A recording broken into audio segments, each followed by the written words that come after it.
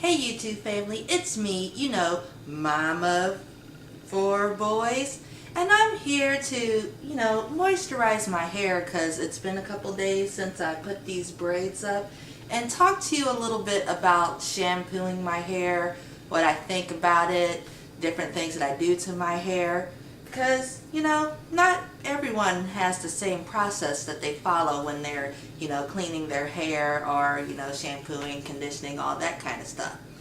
So what I'm going to do today when my moisturizing is, I know this says something, but I actually have my own little mixture in here. It has water, extra virgin olive oil, and aloe vera juice or, lotion. I kind of put this on my hair first to get my hair wet, because I think when my hair is wet, it absorbs moisture better instead of just, putting oils on my hair dry. So since my hair, it's been a couple days since I've gotten in the shower and washed my hair, and it's not wet, I just like to take this and start out and kind of put a little glaze on my hair to get it ready for the oils. After that, I like to take my tea tree oil, put that on. It's very liquidy. Rub that on my fingers and hands, and put that mostly on my scalp. As I said before, tea tree is really good with helping with itchy scalp, and it doesn't clog my pores as much, and it smells good too. So I like putting that just on my scalp to moisturize my scalp.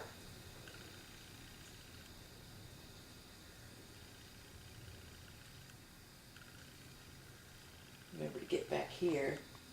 I find that when I keep my back, the kitchens moisturized, they don't kink up as much. They'll lay flatter and look a little bit better.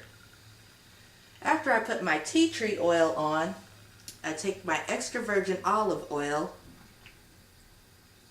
which is my thickest oil. Like I said, I always like to work from my thinnest to my thickest. Get a good little coating of that on my hands, and focus that mostly on my hair itself.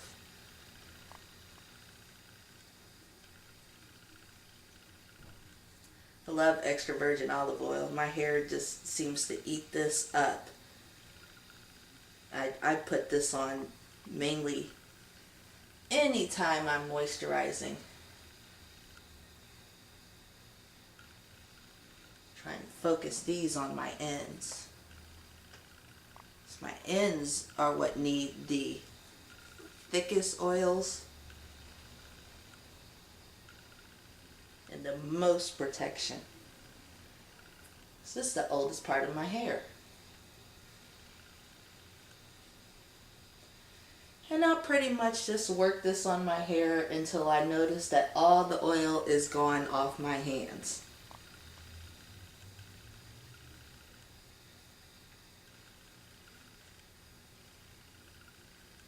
As you see from my other videos, every time I moisturize my hair, it's pretty different, I pretty much take into account what I've done for my hair for the week and how it's kind of feeling. And, I pick my oils out that I want to moisturize based on that. Sometimes I might need a thicker oil, sometimes just a lotion and oil, or sometimes just a lotion. But I braided my hair, I think it was Thursday, Friday, Saturday, Sunday, 3 days ago. So it's pretty fresh and it's not as frizzy as you can see. So I'm just going to do this until a couple days from now when I decide to do something else. I know a lot of people always have thoughts on the grease, the shampoos, things that I use. And I guess my thoughts on that kind of are, you kind of got to listen to your hair and do what your hair likes. When I was growing up, I got my hair pressed probably until I was about 12, 13, 14 years old. And I remember that the process was wash your hair, let your hair dry. I don't even remember if we had conditioners back in those days. And then we would use the hair grease to press our hair straight. And over the next few days, you know, since you were starting off with a clean scalp, the hair grease would kind of absorb into your hair, and you could wear that style for the next, I think I wore my pressed hair a week or two. Can't even remember, it's been so long. So I kind of am building on that concept when I'm doing my hair nowadays. You know, I like to stick with natural products as much as I can, but one thing I've found is natural products are expensive. Here where I live in St. Louis, it's kind of hard to find them. And when I do, you know, they cost $12, $15. You only get a jar that's yay big. And if you have 3 boys running around, you know, you're subject to walk into the bathroom and see your 3-year-old doing this with your $12 hair oiled into the toilet, and you're just like, wow, that sucks. So since we have a lot of abundance of every other products, you know, I've kind of just read the labels, see what's in the products, and then I'll go from there. Now, as I said before, I do most of my washing with conditioner, and I don't really think that most conditioners contain sulfates because most conditioners don't lather. So when I'm washing, I pretty much take that conditioner, I put that on my hair, and I'm using it to get some of the extra grease out, but mainly to moisturize my hair. So when I do, you know, kind of feel the need to wash with a shampoo, which is very seldom. I think I've used shampoo maybe twice this year, and it's only because I've used the Royal Crown, and yes, that does leave buildup in your hair, and you do need to get that out of your scalp. So my thoughts on that, it's kind of like if you were painting a picture. You know, when you first paint a picture, you start out with a nice, pretty blank canvas, and then you take your paints and you kind of build on it and get it the way you'd like it, and after a while, a few weeks of painting on it, you've got it built and finished to where you like it, so you gotta kind of start over with a new canvas. That's kind of how I use my shampoos, you know. Since they are kind of stripping the hair, I get my shampoos and I use that on the scalp only. I never wash my hair itself. I use it on the scalp just to get that dead, you know, extra stuff off, that buildup, that, you know, I know a lot of people say, no, that's wrong, but like I said, in my area, you kind of got to go with what Walmart, Sally's, they have, you know, and, you know, I can't diss on those places too much because, hey, their ethnic section is way bigger than it was a couple years ago. But I'm pretty sure when they're picking out their supplies, it's just someone going through a catalog. Oh, this is... And so when I read the labels, it's silicone, sulfate, mineral oil, all the stuff you don't want. So I basically just go through and I pick the basics of everything that don't really have all of the bad things in it.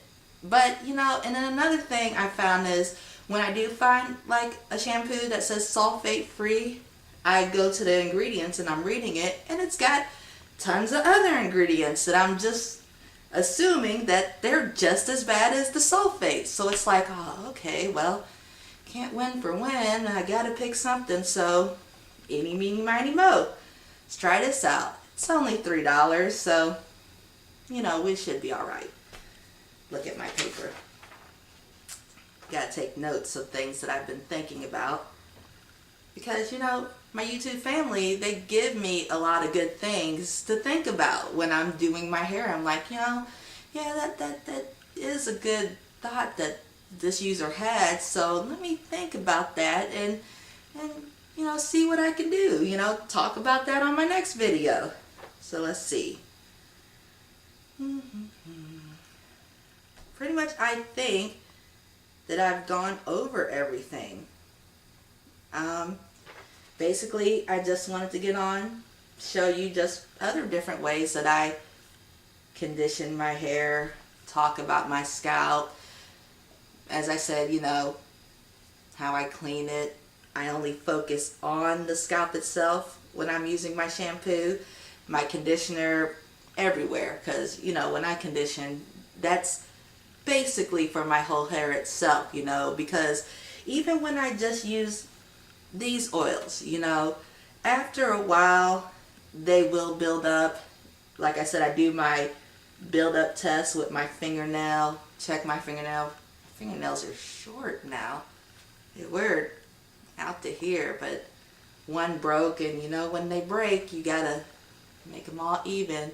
They'll be long again. But like I said, I do my fingernail check, and then I look, I see the buildup. I can also feel it because my hair, when I do my hot oil conditioner with just this and my, you know, my conditioner shampoo, when I get finished, you know, I can feel all that oil still on my hair, which is good. But after a few weeks of that, I want to get all that away. So that is the only time, and it's maybe once a month, once every other month. Since we're getting to the summer season and I won't be using my thicker oils, I'm thinking this and my organic coconut oil, that will be my main oils, and those soak right into the scalp. So I'll definitely be probably not using shampoo at all, because I'll be able to just get my hair clean enough with water and the conditioning, washing with conditioner.